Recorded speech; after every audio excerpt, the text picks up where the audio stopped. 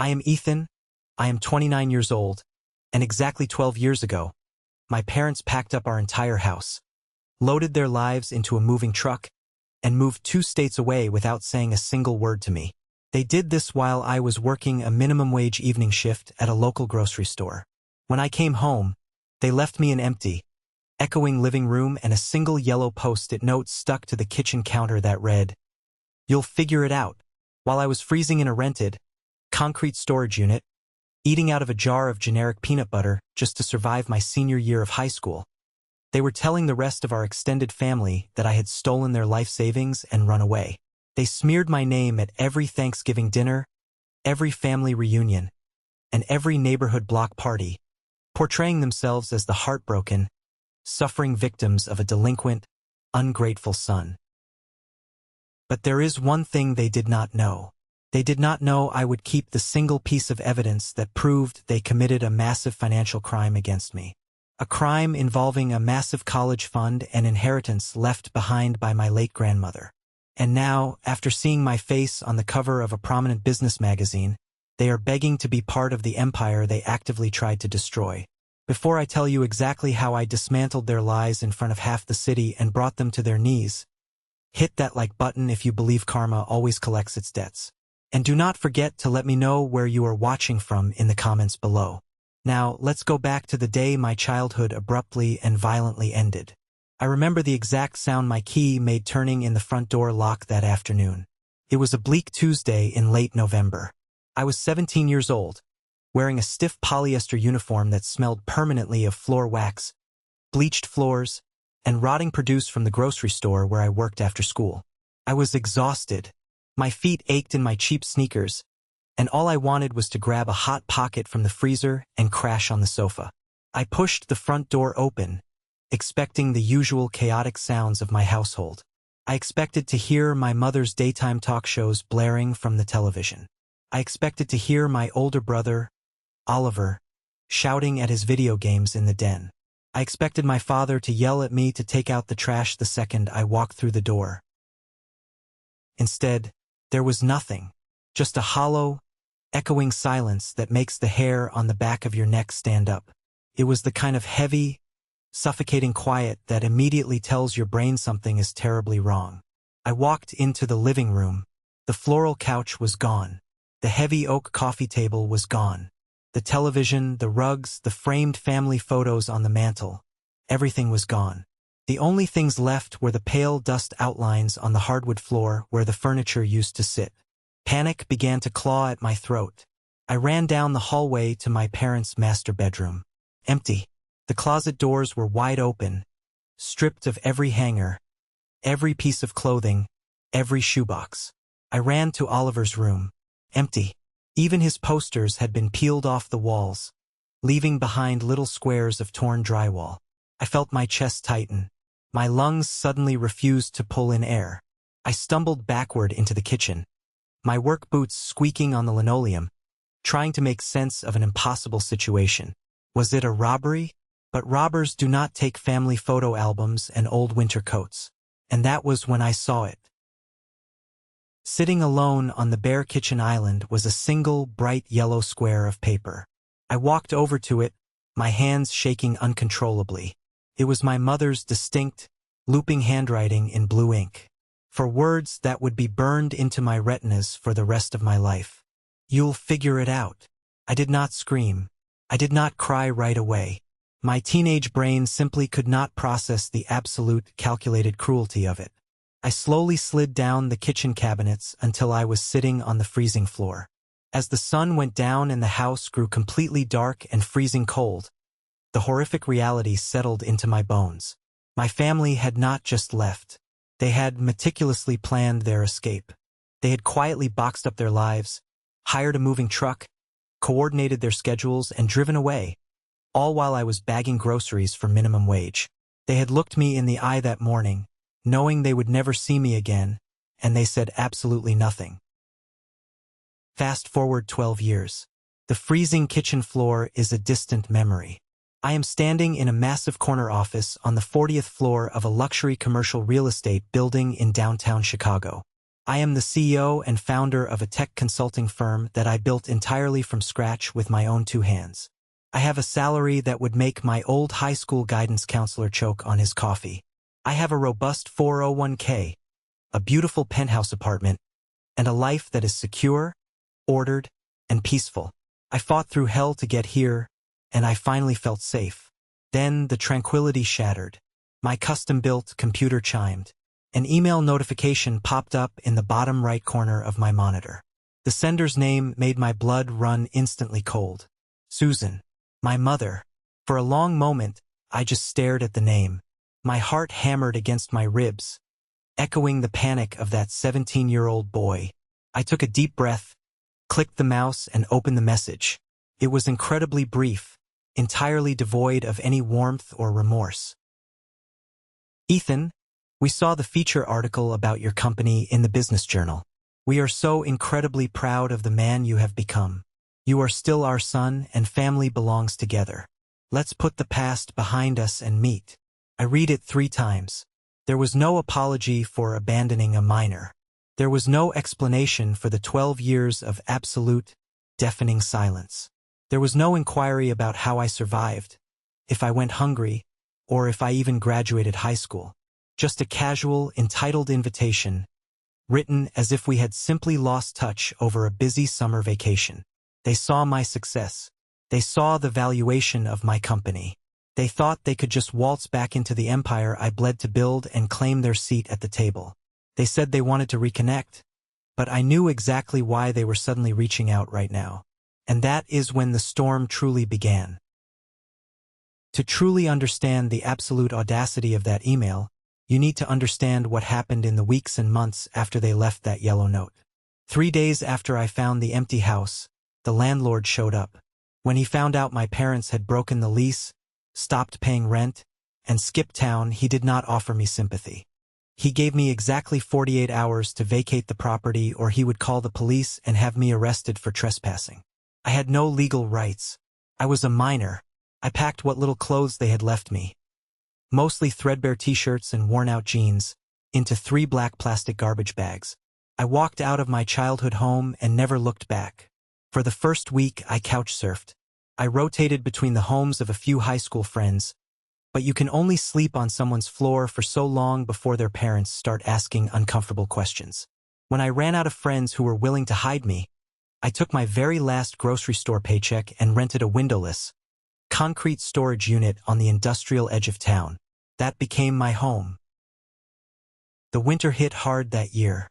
I slept on a pile of discarded winter coats I found at a thrift store. I would wake up at dawn, my breath pluming in the freezing air of the metal box, and sneak into the local YMCA. I used their facilities to shower, shave, and brush my teeth, so I would not smell like a homeless teenager when I sat in my high school classrooms. My diet consisted entirely of generic brand peanut butter eaten with a plastic spoon, tap water from public fountains, and whatever leftover bruised fruit they let me take home from the grocery store. Every single night, as the freezing wind rattled the corrugated metal door of my storage unit, I played my parents' words over and over in my head.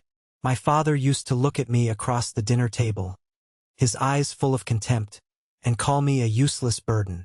He would say I was a drain on his finances. Meanwhile, my older brother Oliver was the undisputed golden child. When Oliver turned 16, my father bought him a brand new car with a red bow on it. When I turned 16, my father handed me a toolbox and told me it was my job to fix the leaky roof before winter. Oliver got expensive sports gear, private tutors, and endless praise.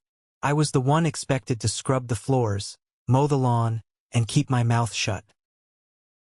The only saving grace I found in those dark, desperate days came from a woman named Sarah.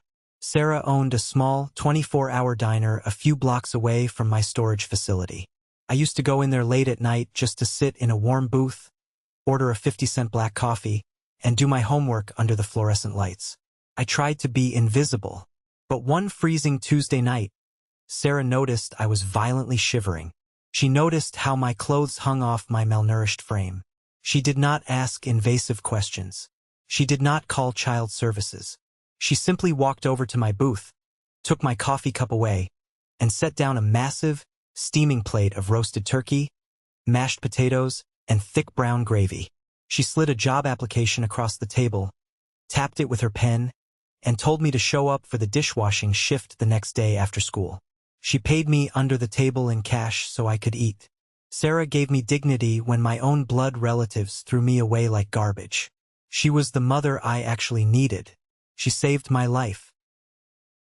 Thinking about Sarah's kindness made me look back at the email from my biological mother on my computer screen.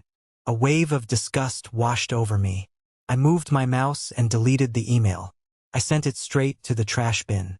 I was not going to play their twisted game. But a week later, another email arrived. This one was from Oliver. "Ethan, I miss you. Please, can we just talk? Can we fix this? I am coming to Chicago next Thursday for a sales conference. Just one coffee. Please give me a chance to explain." I stared at the screen for a long time. Oliver was the golden child, yes, but he was also just a kid when they left. He was 19 in his first year of college. Part of me, the broken, lonely 17-year-old part that still lived deep inside my chest, wondered if Oliver was a victim too. Maybe they manipulated him. Maybe they forced him to leave. I replied with a time and the address of a busy, upscale coffee shop right across the street from my office building. When I walked into the cafe on Thursday afternoon, I recognized him immediately. He looked older, slightly heavier around the middle, dressed in a mid-range, off-the-rack suit that looked a little desperate compared to the tailored clothing of the financial district crowd. He stood up nervously, awkwardly extending his arms to initiate a hug. I kept my hands firmly in my pockets and offered a curt nod. We sat down across from each other. Oliver immediately launched into a heavily rehearsed script. He pushed a paper napkin to his eyes, wiping away tears that did not quite seem to fall.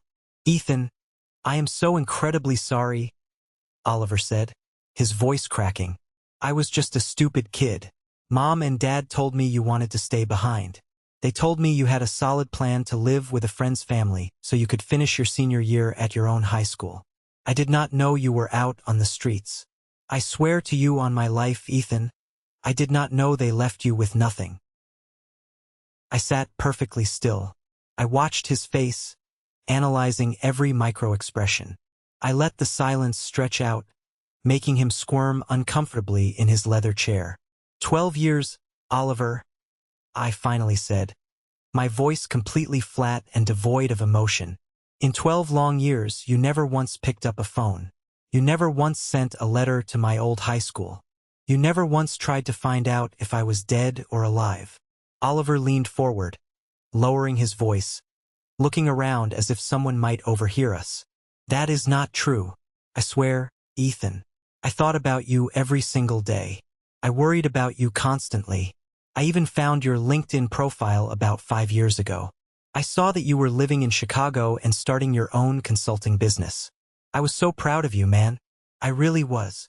He stopped talking, waiting for me to smile, waiting for absolution. But the damage was already done. He had just handed me the rope to hang his entire argument. "You found my LinkedIn 5 years ago?" I asked slowly, leaning back in my chair, keeping my eyes locked on his. Oliver blinked, realizing his fatal mistake a second too late. "Well, yes, but you didn't message me," I interrupted, my voice dropping an octave. "You knew exactly where I was. You knew what city I lived in, what company I ran, and that I was alive. You were 24 years old. You were a grown man with a job and a life. Why didn't you reach out then?" Oliver looked down at his half-empty coffee mug. His jaw tightened. The facade of the heartbroken brother melted away, leaving only raw, selfish cowardice. "Mom and Dad, they still help me out financially, Ethan," he mumbled, refusing to make eye contact. "They still pay for my housing. They help cover my car lease. If they found out I contacted you behind their backs, they would have cut me off entirely. You know how Dad gets. He would have ruined my life. I couldn't risk my lifestyle." There it was, the absolute, unvarnished, disgusting truth. He had known I was alive, and he knew I was building a company from the ground up, but keeping his monthly allowance and his lease car was vastly more important than checking on his homeless brother. I stood up from the table, buttoning my suit jacket. I did not shout. I did not make a scene. I looked down at the man who shared my DNA and felt absolutely nothing. No anger, no sadness. Just pity. "Have a safe flight back home, Oliver," I said, dropping a crisp $20 bill on the table for my coffee. I turned and walked out the door into the bitter Chicago wind, knowing that this was not a family reunion. It was a reconnaissance mission. They were testing the waters, and I had just shown them I was not the same naive kid they abandoned. I thought the worst was over. I thought walking away would be the end of it. I was so incredibly wrong. 2 days after my deeply disappointing meeting with Oliver, the real barrage began. The reconnaissance mission was over. They were now declaring open warfare. I was sitting at my desk reviewing a quarterly financial report when my personal cell phone buzzed. It was an unknown number from out of state. Against my better judgment, I answered it. "Ethan? It's Mom." Susan's voice trembled through the speaker, dripping with that practiced, theatrical sorrow she always used to get her way at the neighborhood HOA meetings or church bake sales. "Oliver called us. He told us you walked out on him at the coffee shop. Ethan, why are you being so cruel and heartless? We are your family. We love you. You lost the right to use the word family 12 years ago." I replied, my voice hard. "Do not call this number again." Before I could hang up, there was a scuffling sound on the line, and my father snatched the phone. Robert's voice was loud, aggressive, and incredibly demanding, exactly the tone that used to make me cower in my bedroom as a child. "Listen to me, you ungrateful little brat," Robert barked. "We raised you. We put clothes on your back for 17 years. You owe us for that. We are facing some extreme financial hardships right now. Your brother Oliver's son, your nephew, needs emergency surgery, and our health insurance will not cover it. You are sitting in a glass tower making millions. You owe your family. Transfer $50,000 to our bank account by Friday, or I will personally come down to Chicago and teach you some respect in front of your employees." I ended the call immediately and blocked the number. My hands were shaking, not from fear, but from pure, unadulterated rage. They were using a phantom surgery for a nephew I had never even met to extort money from me. They thought they could bully me just like they did when I was a helpless teenager. I immediately picked up my office phone and called down to the lobby. I asked to speak to Brenda, the head of building security. Brenda was a tough, no-nonsense woman in her 50s who treated the building like her personal fortress. I gave Brenda a detailed physical description of both my parents. I gave her explicit, unwavering instructions. If anyone matching those descriptions showed up at the building, they were not to be let past the lobby doors under any circumstances. If they caused a scene, she was authorized to call the police immediately. That Friday, I was in the middle of a highly sensitive board meeting with potential investors when my executive assistant, Maria, walked into the conference room. She looked pale and visibly shaken. She bypassed everyone and handed me a folded note. It read, "Your parents are in the lobby. Your mother is lying on the floor. They are calling an ambulance." I calmly excused myself from the investors, walked into my private office, and pulled up the building's live security camera feed on my monitor. Down in the pristine marble lobby of my luxury high-rise, it was absolute chaos. Susan was lying flat on her back on the polished stone floor, clutching her chest, her eyes squeezed shut in agony. It was a spectacular performance. Robert was standing over her, screaming at Brenda and the other security guards, demanding they let him up the elevators to my penthouse office because his wife was dying from a broken heart caused by their vicious, negligent son. I stood there watching the screen, my expression cold. I did not go down. I watched as the paramedics rushed through the revolving glass doors with a stretcher. I watched them kneel beside my mother, check her vitals, hook her up to an EKG machine, and look extremely confused when they found absolutely nothing wrong with her heart rate, blood pressure, or oxygen levels. It was a textbook panic attack completely manufactured for an audience. They loaded her onto the stretcher anyway to transport her to the hospital for observation. As they wheeled her out, Robert stopped, turned around, and glared directly at the security camera mounted in the corner of the ceiling. He pointed a single, threatening finger directly at the lens. He knew I was watching. That evening, I poured myself a heavy glass of expensive bourbon and stood by my floor-to-ceiling windows, staring out at the glittering Chicago skyline. The silence of my apartment felt heavy. Then my phone rang again. This time, caller ID showed it was my Uncle Mark. Mark was the only relative I still occasionally communicated with. He was my father's younger brother. Over the years, I sent him a Christmas card and occasionally answered his text messages because I genuinely believed he had nothing to do with my parents' betrayal. I thought he was innocent. I answered the call. "Ethan, my boy," Mark said, his voice smooth, warm, and diplomatic as always. "I heard about the terrible misunderstanding in your lobby today. Your mother is in the hospital, Ethan. She is very distressed. Your father is beside himself. She faked a heart attack to bypass my security and cause a scene, Mark," I said, taking a sip of bourbon. "They tried to extort $50,000 from me." "Listen to me, Ethan," Mark continued, his tone subtly shifting into something slightly more sinister, losing its warm edge. "You are a highly successful CEO now. You have a corporate reputation to uphold. Your company's brand is built on trust and integrity. It would look absolutely terrible for your corporate image if a story leaked to the press about you abandoning your sick, elderly parents out in the cold. Just give them the money, Ethan. Protect your brand. It is just the cost of doing business." I froze. My blood ran cold. That was not a request from a concerned uncle. That was a thinly veiled threat of corporate blackmail. I hung up the phone without another word. The betrayal cut deep. The web was bigger than I thought. The next night, I had to attend a high-profile industry networking gala at a luxury hotel downtown. It was a mandatory appearance to secure a massive merger I was planning for the next quarter. I was standing near the open bar, trying to keep a low profile, when Sophia approached me. Sophia was the CEO of a rival tech consulting firm. She was a ruthless, quiet businesswoman who had been actively trying to undercut my business for 2 years. She wore a stunning red designer dress and held her champagne glass delicately by the stem. She had a wicked, knowing smile on her face.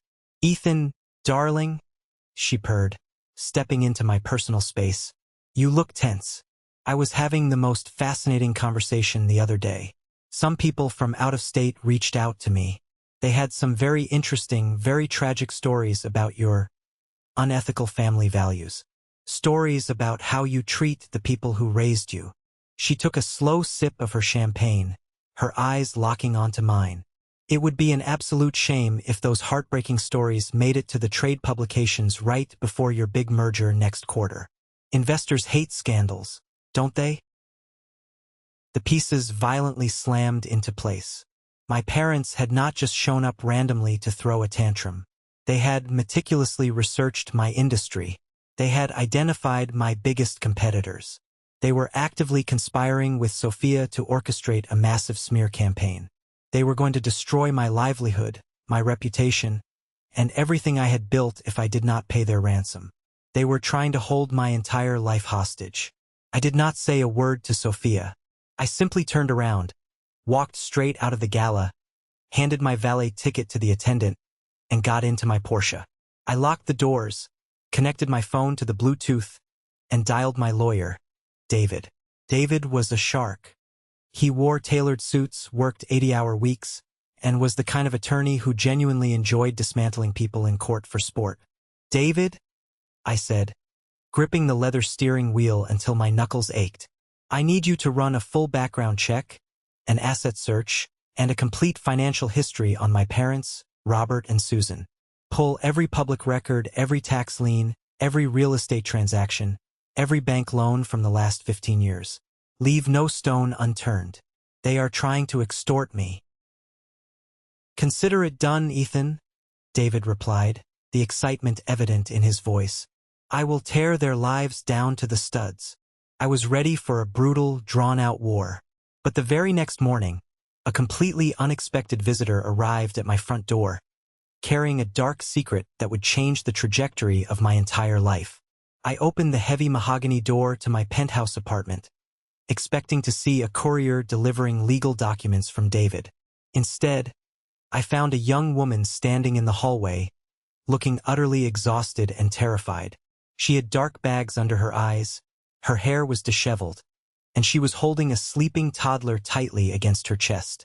When she shifted her weight, the sleeve of her jacket slipped up, revealing a dark, purple bruise forming aggressively on her left forearm.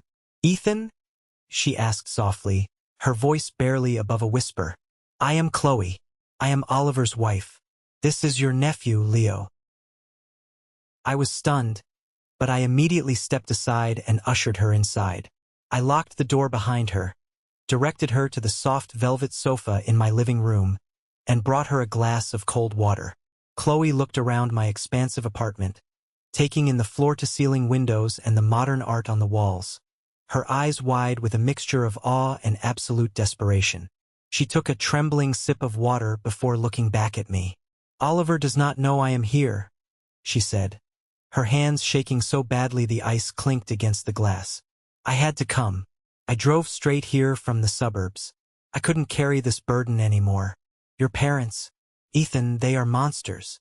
I sat in the armchair across from her, keeping my voice calm and gentle so as not to wake the sleeping child. "Take your time, Chloe. Tell me exactly what happened." Chloe took a deep, shuddering breath. "For 12 years, Robert and Susan told our entire extended family, and me, that you were a severe drug addict. They said you stole $80,000 in cash from a safe in their bedroom, emptied their checking accounts, and ran away in the middle of the night to buy drugs. They cried at every family gathering. They said they spent years hiring expensive private investigators to track you down, but that you were a lost cause and didn't want to be found." My jaw clenched so hard my teeth ached. They had not just abandoned me to freeze in a storage unit. They had systematically assassinated my character for over a decade to justify their own horrific crimes. They made themselves the martyrs.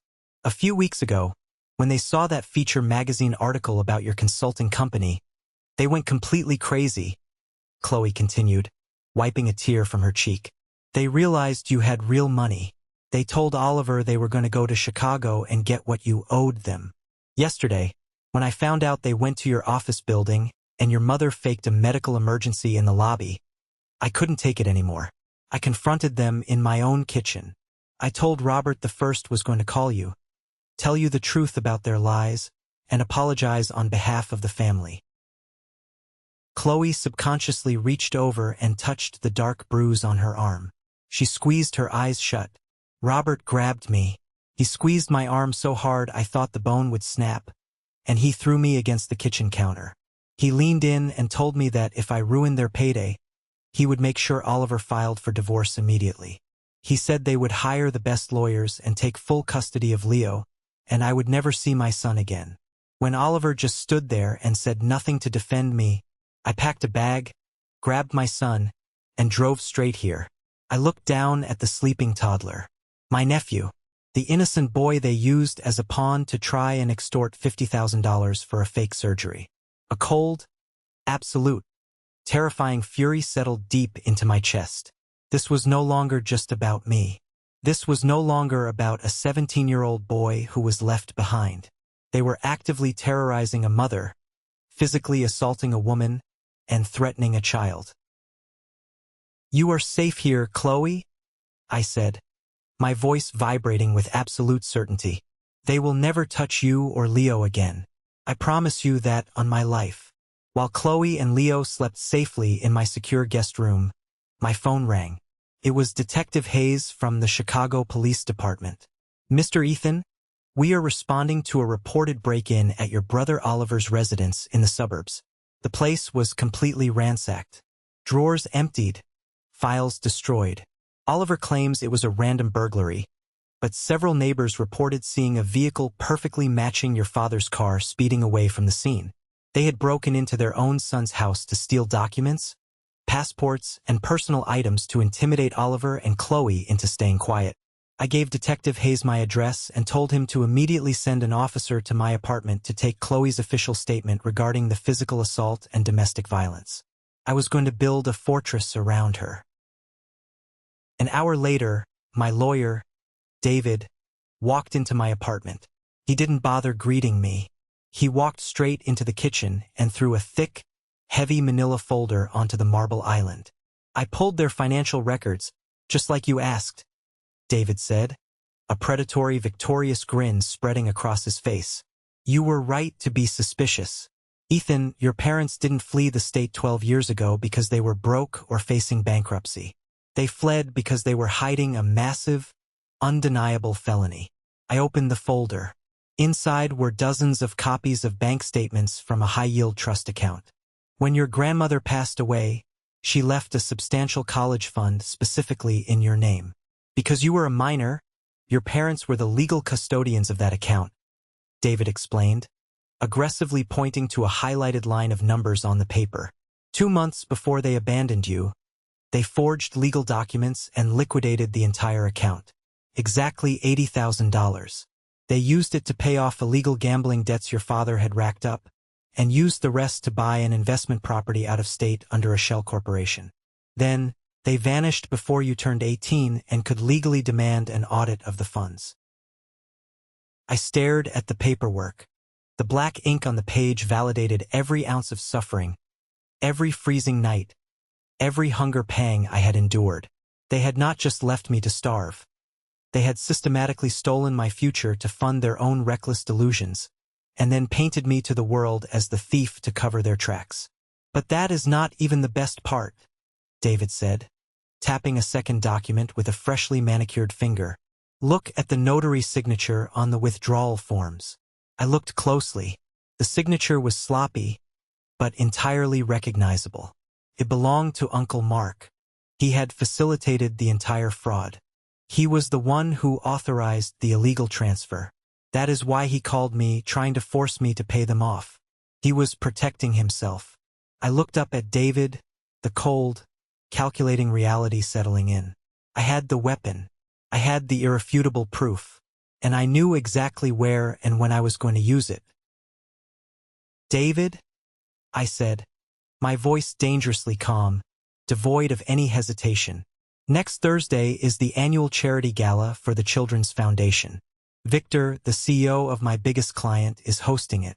It is the biggest corporate event of the year. My parents know I will be there. Sophia knows I will be there. I guarantee you they will try to crash it to cause a massive public scene and force a settlement. David nodded slowly, a dark understanding lighting up his eyes. And what do you want to do when they show up at the door? We are not going to call security, I said. We are going to let them in. We are going to let them take the stage. And then, David, we are going to execute them in front of everyone. Let's pause for a moment. Thank you for staying with me this far. You're truly amazing. Please help me by liking the video and commenting the number 1 below so I know you've been here with me until this point. This not only helps more people discover this story, but also lets me know that my experiences mean something to someone. Your support is the greatest motivation for me to keep sharing the rest of this journey. The Monday morning of our court date arrived with a bitter, biting chill in the Chicago air, the kind of cold that seems to seep directly into your bones. I stood in front of the floor-to-ceiling mirror in my penthouse bedroom, meticulously buttoning a charcoal gray bespoke suit. I was not dressing to impress my parents. I was dressing for war. I was dressing to project absolute, impenetrable authority. Beside me on the bed lay the thick, heavy legal binder my lawyer, David, had prepared over the weekend. It contained every piece of evidence, every police report, and every financial record we needed to secure a permanent restraining order against the people who brought me into this world. I took a deep breath, adjusting my tie. I looked at the man in the mirror. He was a long way from the terrified 17-year-old boy shivering in a concrete storage unit. Today, that boy was finally going to get his justice. I met Chloe, Oliver, and David outside the imposing stone steps of the county courthouse. The sky was an unforgiving, flat gray. Chloe looked exhausted but incredibly resolute, holding tightly to Oliver's arm. She wore a simple black dress, her posture radiating the protective ferocity of a mother who refused to let her child be weaponized. Oliver, on the other hand, looked like a man walking directly to his own execution. For his entire 27 years of life, he had been the undisputed golden child, entirely dependent on Robert and Susan's approval and financial support. Today, he was going to walk into a court of law, raise his right hand, and testify against them. "Are you ready for this, Oliver?" David asked, his voice sharp and unsentimental, cutting through the morning wind. "Once we step through those doors, there is no going back. If they try to corner you, you do not speak to them. You let me do the talking. We are establishing an airtight legal boundary today." Oliver swallowed hard, his Adam's apple bobbing nervously. He looked at Chloe, then at me. "I am ready. I have to protect my family. I can't let him threaten Chloe with a custody battle ever again." We walked through the heavy metal detectors and took our seats on the hard wooden benches in the hallway outside the courtroom. The air smelled of stale coffee, anxiety, and harsh lemon floor polish. It was a scent that instantly dragged me back to my teenage years, scrubbing floors at the grocery store while my family was busy packing up their lives to abandon me. 15 minutes later, the elevator doors at the end of the hall chimed loudly. They walked out. Robert and Susan strode down the hallway with an air of absolute, sickening entitlement. My mother was wearing a conservative, expensive-looking navy dress, clutching a designer handbag in one hand and a tissue in the other, already preparing her props for her victim performance. My father walked with his chest puffed out, an arrogant, dismissive smirk playing on his lips. Following closely behind them was Uncle Mark, playing the role of the concerned, supportive family patriarch. They did not have a lawyer with them. Robert's ego was so incredibly massive he genuinely believed he could simply walk into a courtroom, sweet-talk a judge into forcing a family reconciliation, and guilt-trip me into dropping the case to avoid public embarrassment. When my father's eyes locked onto mine from across the hall, he did not look ashamed. He looked furious. He glared at Chloe, silently promising her a vicious, drawn-out divorce process and a living hell, just like he had threatened in her kitchen. But when his eyes landed on David, the shark-like attorney standing casually by my side with a predatory smile, I saw a brief, undeniable flicker of uncertainty cross Robert's face. The heavy wooden doors opened, and the bailiff called our case. We filed into the courtroom. The wood-paneled room was dead silent, save for the clicking of the court reporter's keyboard. The judge was a no-nonsense woman in her late 50s with sharp eyes and a stern jawline. She looked over her reading glasses at my parents, then down at the extensive, meticulously tabbed file David had submitted to the clerk. Robert stood up immediately, not waiting to be acknowledged. He rested his hands on the defense table, leaning forward as if he were addressing a room full of his subordinate employees. "Your Honor," Robert began, his voice booming with fake warmth and practiced charisma. "This entire proceeding is a massive misunderstanding. It is simply a family squabble blown entirely out of proportion by my youngest son. We love our boys. We are simply trying to reconnect with Ethan after a very long, tragic estrangement. We haven't broken any laws. My wife has a fragile heart condition, and the stress these boys are putting her through is absolutely unconscionable." The judge stared at him for a long, painfully quiet moment. She did not blink. "Mr. Robert, you will sit down," the judge commanded, her voice cracking through the room like a whip. "You will speak when spoken to. And according to the certified medical records subpoenaed from the paramedics who treated your wife in the lobby of the plaintiff's building last week, her heart condition is entirely non-existent. You orchestrated a fraudulent medical emergency to bypass private security and harassed the plaintiff at his place of business." Susan let out a dramatic, muffled sob into her tissue, shaking her shoulders to make sure everyone saw her distress. 12 years ago, that performance would have made me feel immensely guilty. Today, it just made me sick to my stomach. David stood up smoothly, buttoning his suit jacket. "Your Honor, we are requesting a strict, multi-year restraining order protecting my client, Ethan." as well as his sister-in-law Chloe and her minor child, Leo. We have submitted time-stamped security footage of the defendants aggressively trespassing. We have submitted photographic evidence of the physical bruising left on Chloe's arm after Robert physically assaulted her in her own home. And we have police reports documenting a forced entry break-in at Oliver and Chloe's residence, where the defendants stole personal identification documents in a blatant attempt at witness intimidation.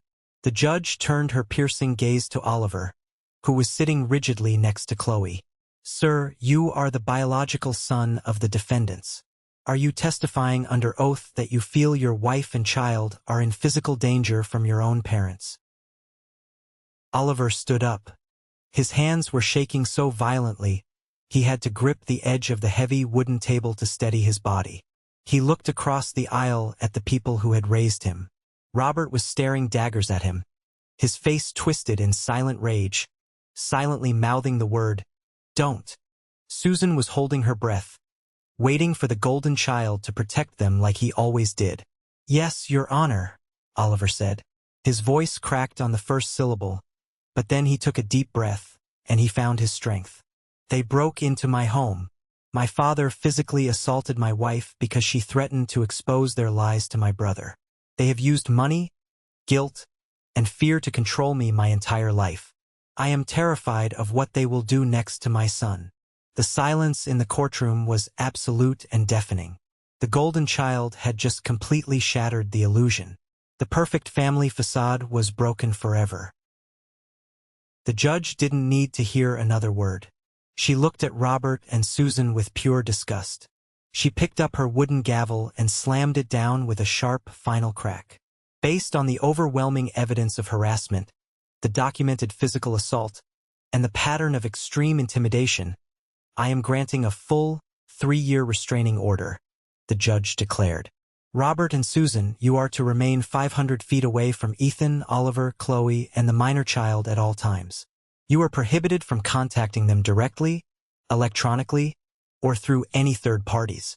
If you violate this order in any capacity, you will be immediately arrested and jailed without bail. We are adjourned." My parents looked absolutely stunned. The color completely drained from Robert's face, leaving him looking pale and old. They had never, not once in their privileged lives, faced real legal consequences for their actions. As we walked out of the courtroom and back into the harsh fluorescent lighting of the hallway, Uncle Mark tried to approach me. He raised his hands in a placating, diplomatic gesture, his face twisted in a forced smile. "Ethan, please be reasonable. This is a disaster for the family reputation.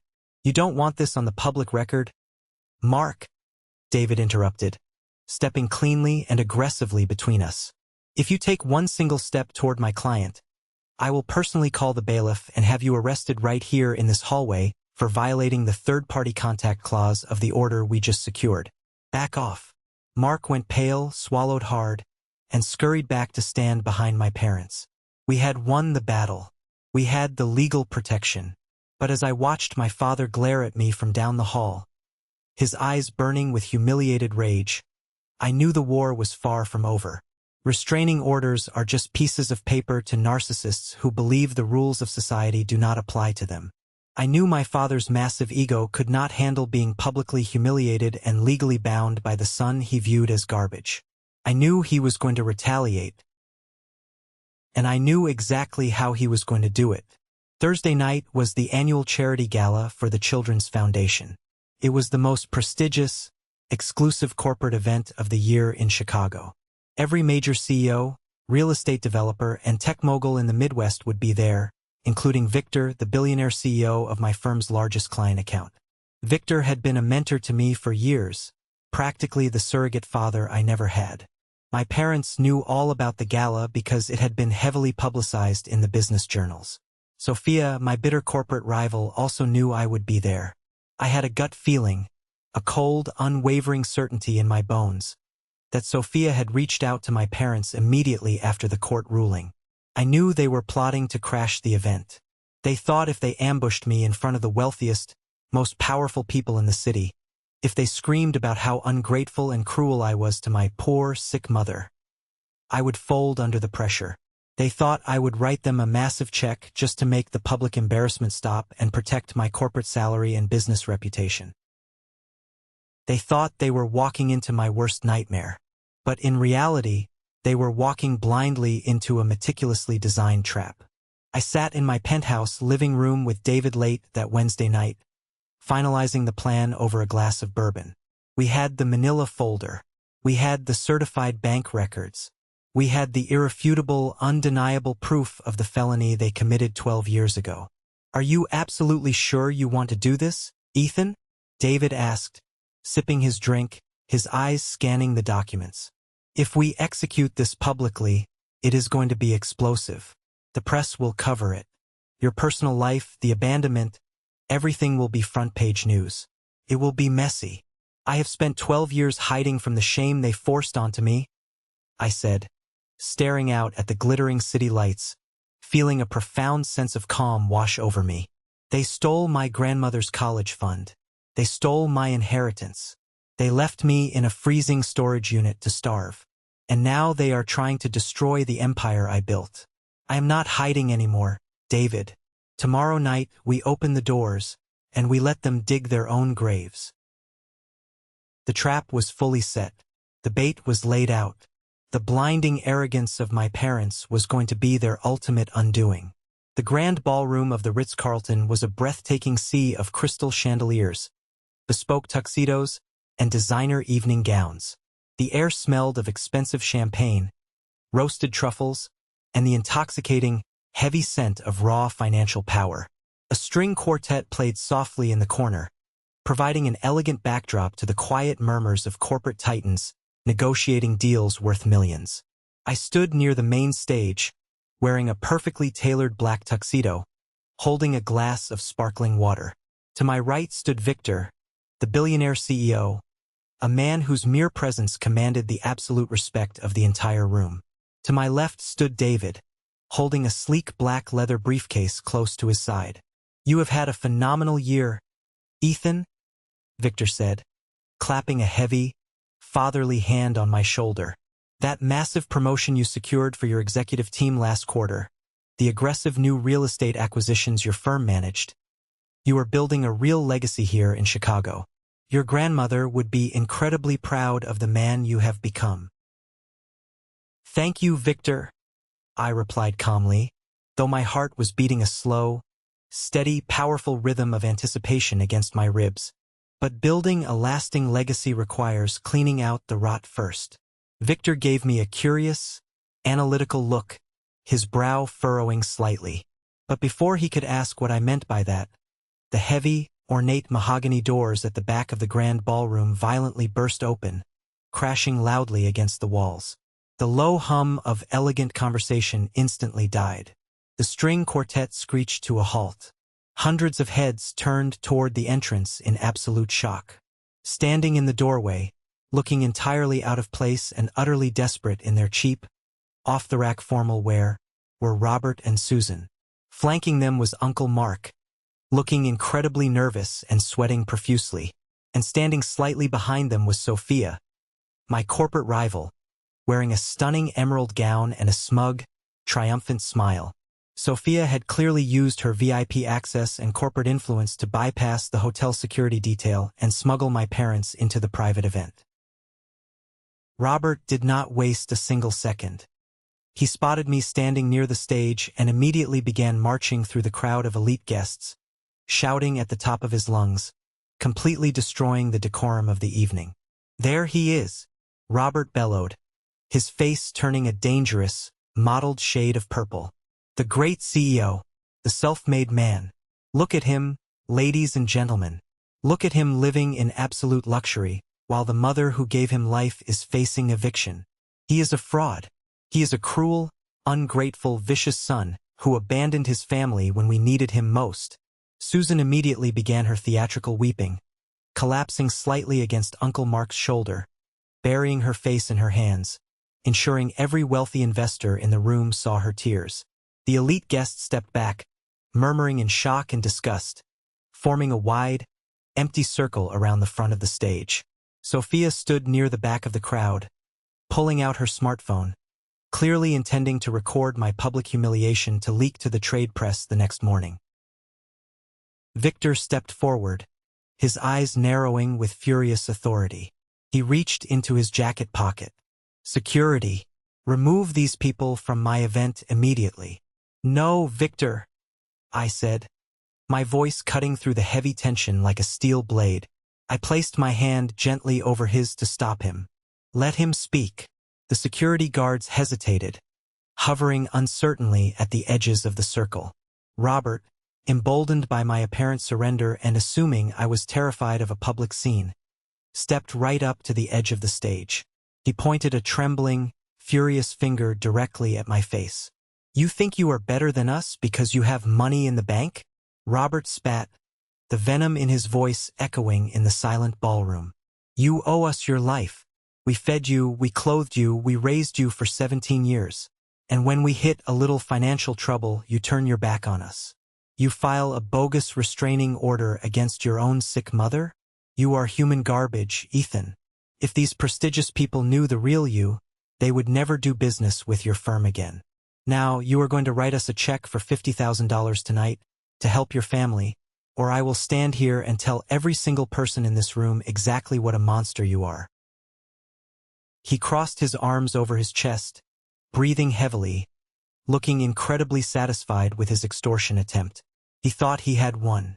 He thought the fear of corporate embarrassment and losing my high salary had paralyzed me. He thought I was still that helpless 17-year-old boy. I did not flinch. I did not yell. I did not try to defend myself. I simply turned my head and looked at David. David smiled. It was a cold, terrifying, purely predatory smile. He placed the black leather briefcase flat on a high-top cocktail table, unclipped the brass locks with a sharp click, and pulled out a thick stack of legally certified, watermarked financial documents. He didn't hand them to me. He handed them directly to Victor. "What is this?" Victor asked, frowning deeply as he adjusted his glasses and looked at the top page. "That, Victor," David said, his voice projecting clearly and flawlessly across the silent ballroom, ensuring every CEO and investor heard every word, "is the documented, irrefutable proof of a Class II federal felony." I stepped to the very edge of the stage, looking down at my father. The arrogant smirk on Robert's face began to falter, replaced by a sudden, creeping confusion. "12 years ago," I said, my voice echoing off the crystal chandeliers, calm, steady, and utterly lethal. "When I was 17 years old, working for minimum wage at a local grocery store, you didn't just pack up the house and move 2 states away.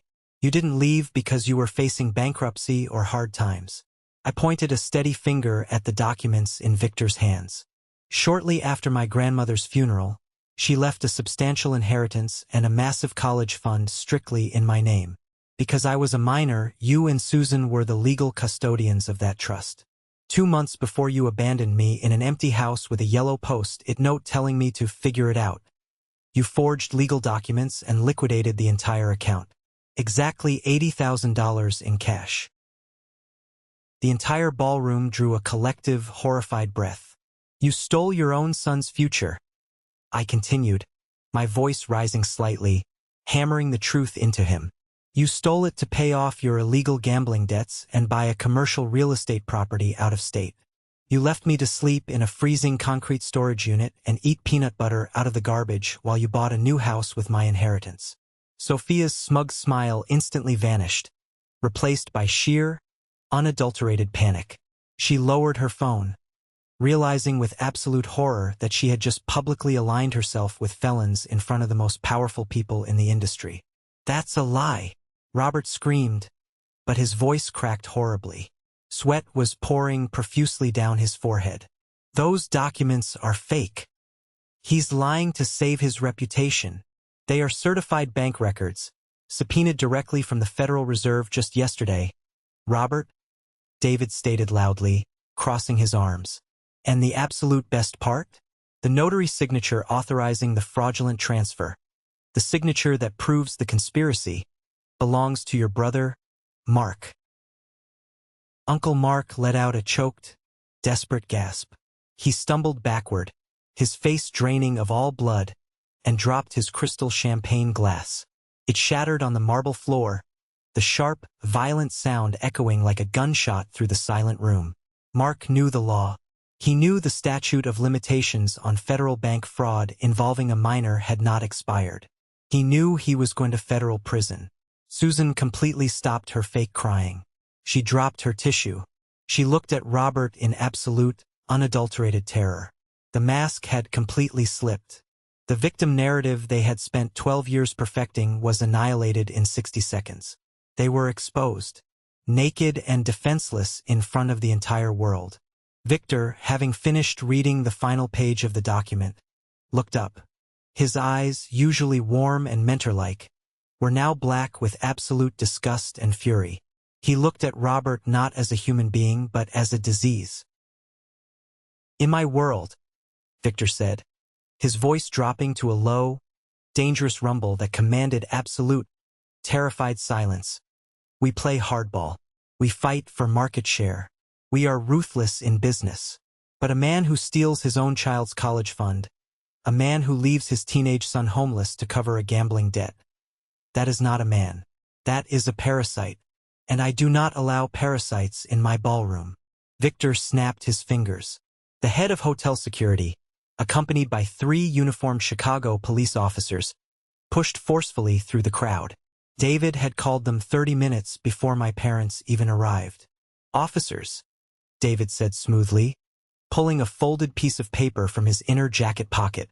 "These 3 individuals are currently in direct, intentional violation of a court-mandated, 3-year restraining order protecting my client. They were legally served the paperwork on Monday. Furthermore, they are attempting to extort money. I demand their immediate arrest." "No, wait.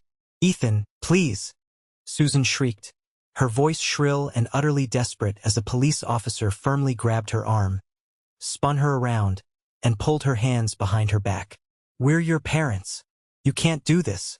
We love you. Ethan, stop them. You love the money, Susan," I said, looking down at her from the stage as the heavy metal handcuffs clicked loudly around her wrists. "You never loved me." Robert tried to pull away from the officers, swearing violently, kicking at the air, his face completely red. It took 2 heavily built cops to wrestle him to the floor and force him into cuffs. He looked like a wild, pathetic animal.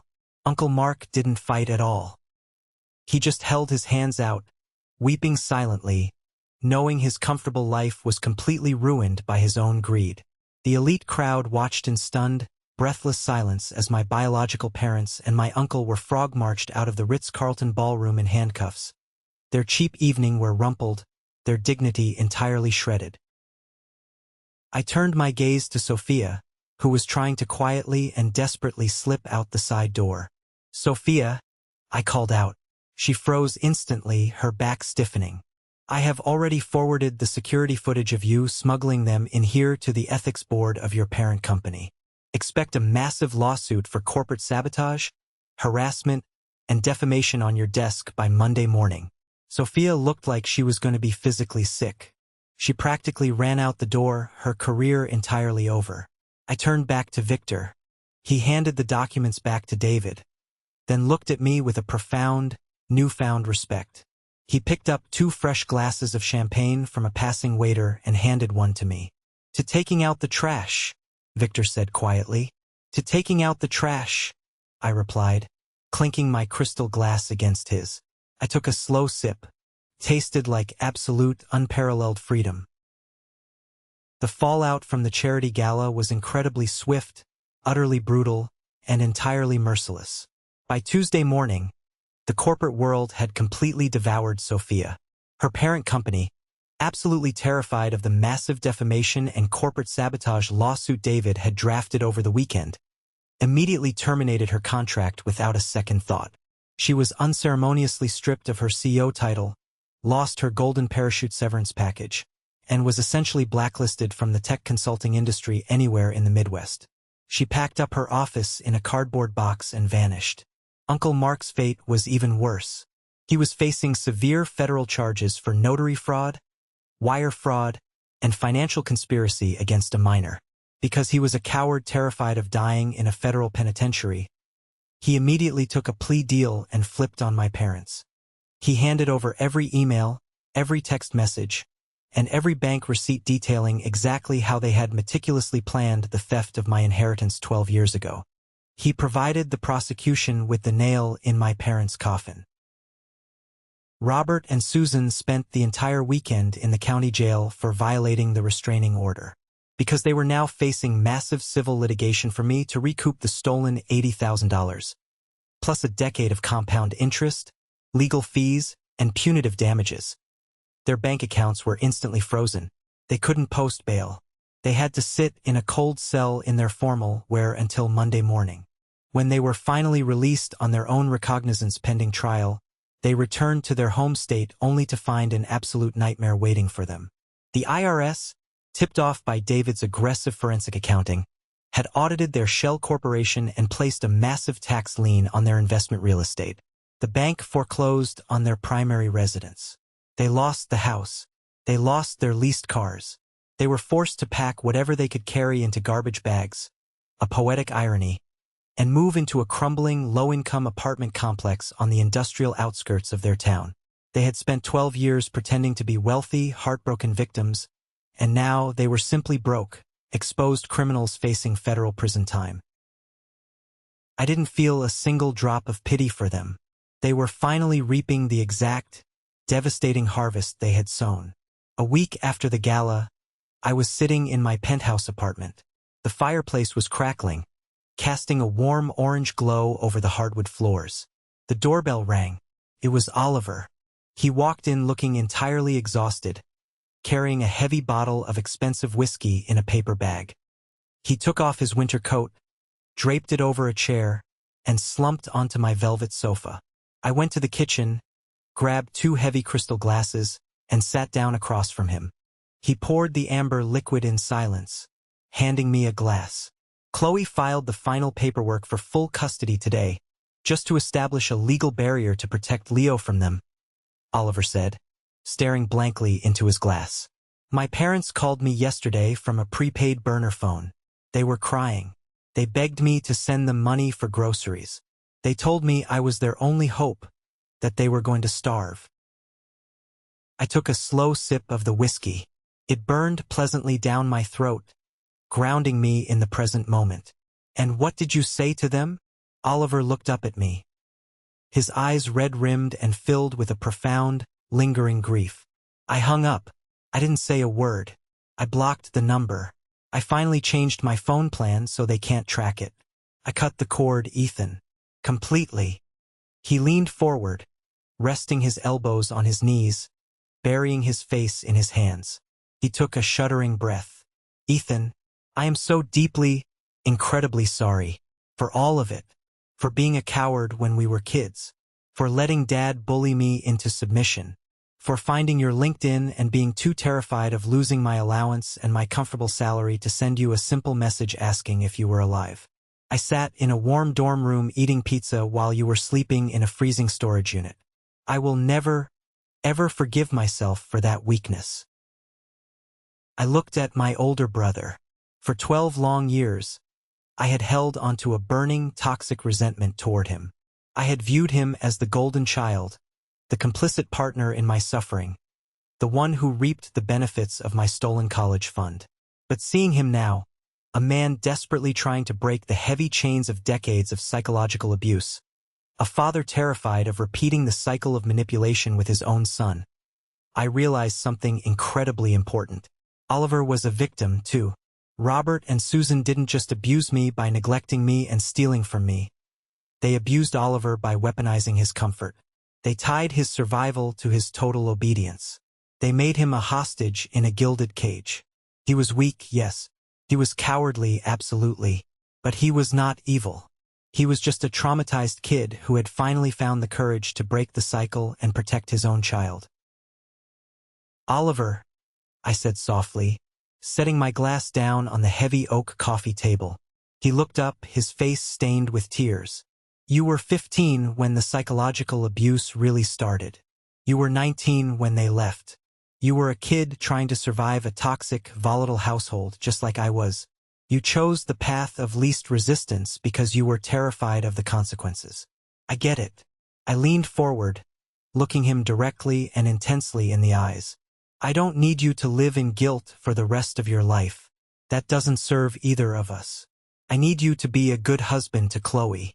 I need you to be a good father to Leo so he never has to know what it feels like to be afraid of the people who are supposed to protect him. Do you understand me? Oliver nodded rapidly, wiping his eyes aggressively with the back of his hand, letting out a heavy, shuddering breath that sounded like years of pressure leaving his lungs. I will. I swear to God, Ethan, I will. Good, I said, picking my glass back up and raising it slightly. Then we are done talking about the past. Welcome to the family, Oliver.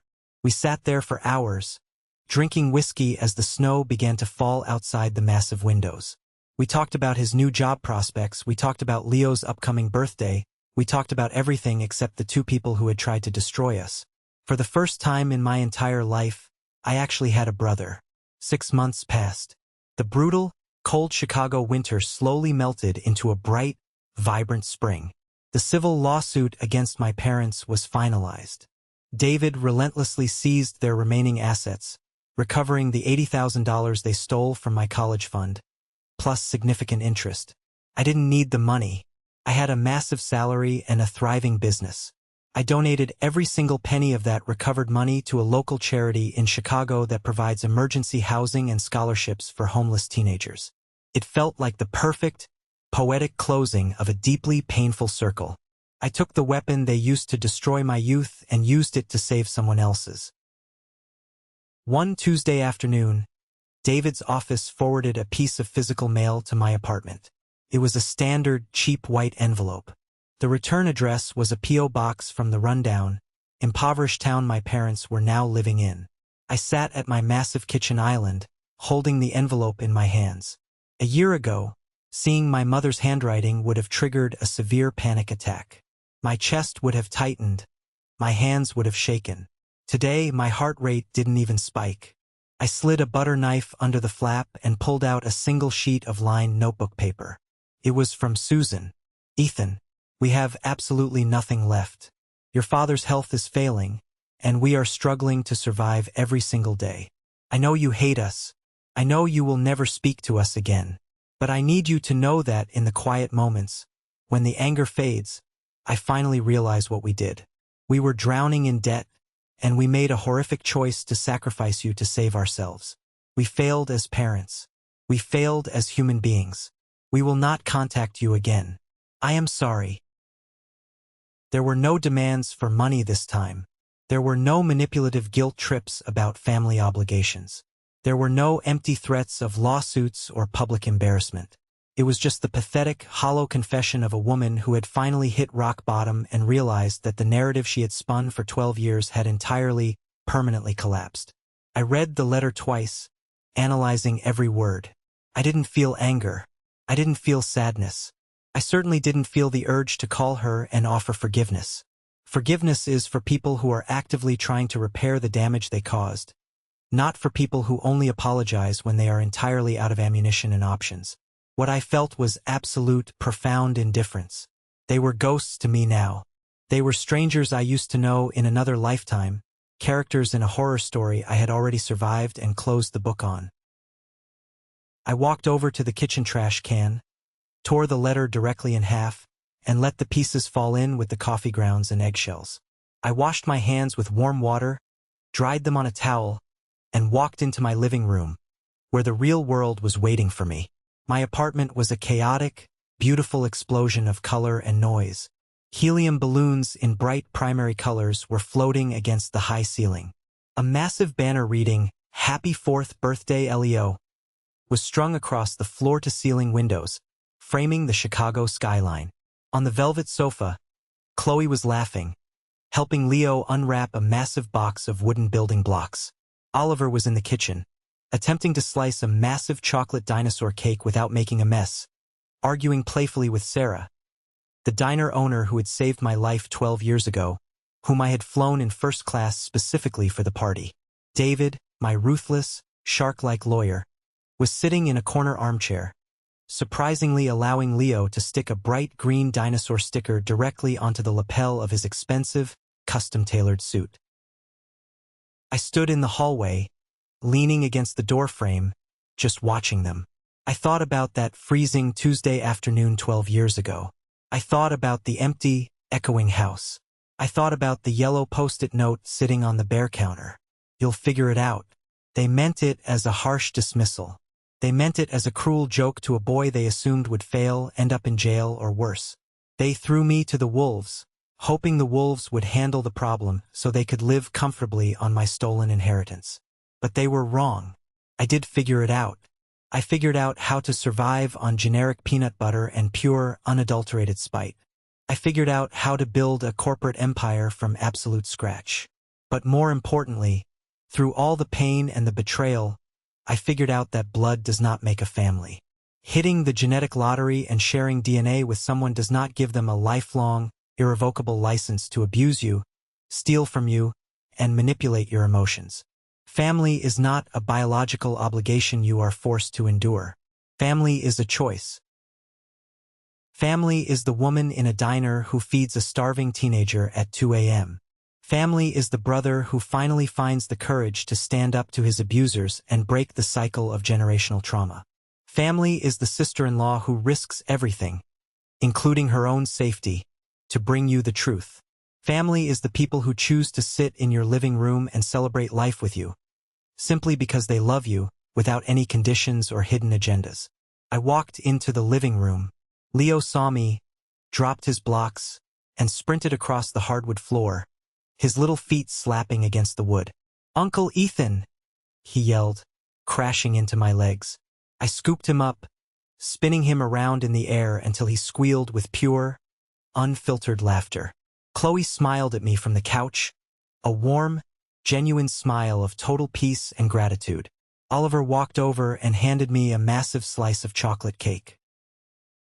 I was 29 years old. I was a self-made man.